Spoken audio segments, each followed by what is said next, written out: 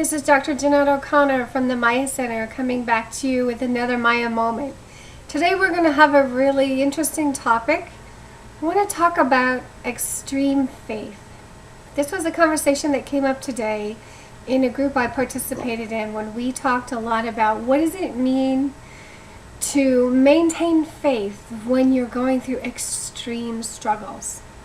How do you do that if you're poor and you can hardly put food on the table? How do you do that if you might be losing your house? How do you do that if you have no work, if you have no money, if you're profoundly ill? And one of the things that we talked about was that to have extreme faith, which is we're using the word extreme, is in such moments like that, where do you draw from for inspiration and motivation? Because if we lose that, then we lose everything. So it got me to thinking, and I went to refer back to a man who you may be familiar with, Dr. Viktor Frankl, who was a concentration camp inmate, happened to be, I think he was a psychiatrist when he was in the concentration camp. And he published some profound work as a result of being in the concentration camp. And it had to do with giving life meaning, and regardless of circumstances, regardless of the environment, he said that those people that survived were those that still maintained some sense of hope, some sense of purpose, or could find some meaning in every single moment. And so he talks a bit about, let me find it here because I think it's absolutely critical, is that the meaning of life, we've got to see it in every moment. That no matter what the circumstances, our life can never cease to have meaning. Because if our life ceases to have meaning, then we cease to want to continue to exist. And he says that goes as far as in suffering and in death. And so the way that they survived the concentration camp was they were able to look forward, to create a future in their mind, and they had to do that to survive. And that future in their mind was what gave them continual purpose. And so for him, I think it was a future of this vision of reuniting with his wife, of living this wonderful, comfortable lifestyle with his wife again. And regardless of the circumstances, day in and day out, that is what he held on to. So why do I bring this up? What does this have to do with our health, our well-being, our balance in psyche, our physical stability, emotional stability, environmental stability, or financial stability? Well, I think it has everything to do with it. If you lose sight of purpose, it's impossible to move yourself into a state of gratitude. It's impossible to move yourself into a psyche of powerful positive emotion. And it's therefore impossible to change your mental mindset and structure if you lose that deep understanding that there's meaning in every moment. But you have to generate that meaning.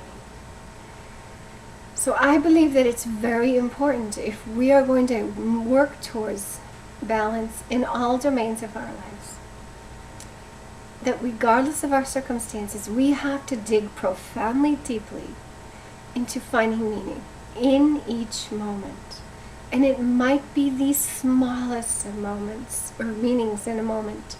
It might be something as minuscule as, I am so grateful for that spider that I see moving across this door.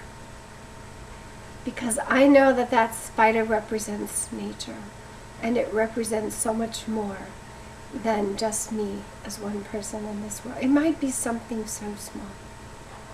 Now that may make no sense to you. Why would you care about a spider? But the point is that you're finding gratitude and meaning in a moment. And creating a future regardless of whether you can see it or not.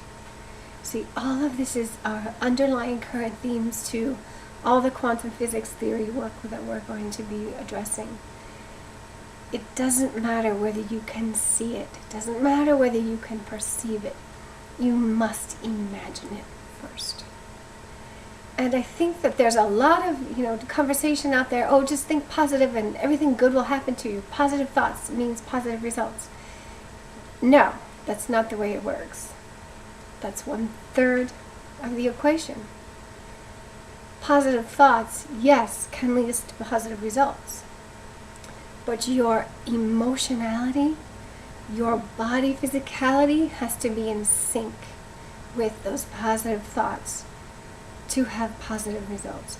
You must vibrate. You must have a frequency that is in conjunction with positive thoughts, positive emotions, positive physicality, positive endocrine production. All of this goes together. It's not just, I'm going to think positively and life's going to change. If that were the case, all of these people would have been out of that concentration camp. Of course they didn't want to be there. Of course they wanted to leave. Of course they wanted to think positive thoughts were going to get out of here. But it takes so much more than that. So having extreme faith means that regardless of the circumstances, you're going to find a way to dig profoundly, deeply into who you are as an individual, into what you believe in, and you're going to carry that with you, and you are going to see every moment as something with meaning and purpose, and you will imagine a future with some joy, because you cannot lose that. It is crucial. Yeah, this is tough, in very tough situations, in very tough circumstances.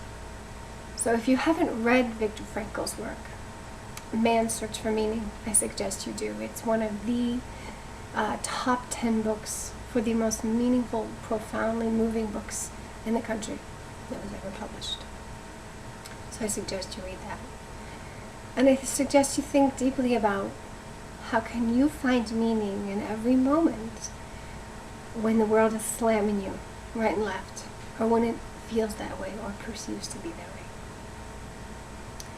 So I thank you for joining us for this moment. I want to thank you for your time with us. And if you enjoyed what we have to share, I would ask that you please like our Facebook page, like our blog, follow us, send us a message. We love comments. We will check back with you on the comments. And as always, be the light that you are. Love fully and unconditionally. And embrace your time here on Gaia. Namaste.